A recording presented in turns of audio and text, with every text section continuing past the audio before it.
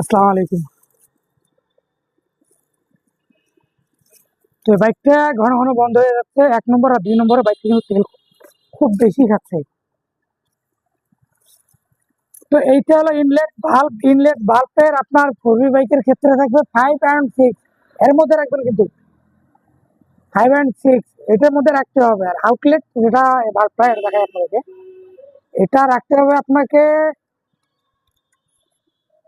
6/8 এর মধ্যে রাখতে হবে। খবরদার, এটা আপনি ইনলেটটা যত কম মানে 6 না রাখলে 5 এর মধ্যে রাখতে হবে।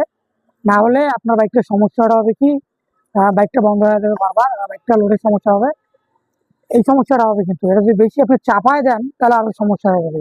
আর এটা হচ্ছে আউটলেটটার, এটা আপনাকে যত বেশি বাড়ায় দিবেন, মানে যত বাড়ায় দিবেন তত আপনার বাইকটা ভাগবে বেশি, বাইকটা চলে মজা হবে বেশি। তো চলে যাই এখন মানে ভাল্বটাকে এখন আমরা মাপবো, ক্লিয়ার গেজ দিয়ে যে কোনটা কত।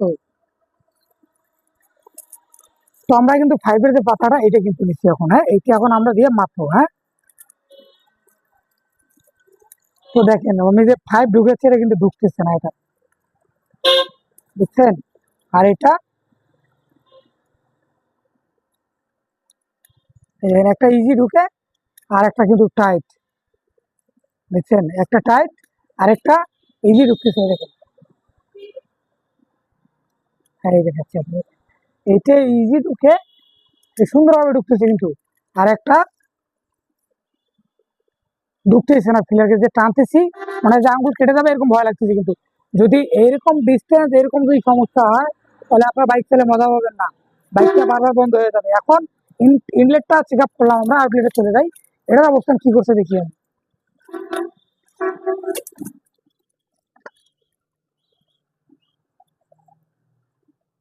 এটাও সেম অবস্থা, যে একটা লুজ, দেখেন একটা টাইট, আর একটা এই সুন্দরভাবে ফিলারে ঢুকতেছে। এটা লুজ কিন্তু না।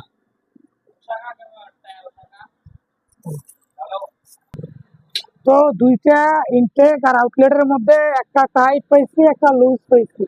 যদি এইরকম আপডাউন করে টাইট করে দেয় বাইকের, দুইটা সমস্যা হবে। 1 নম্বরে তেল বেশি খাবে, 2 নম্বরে গাড়িটা ভাগবে না।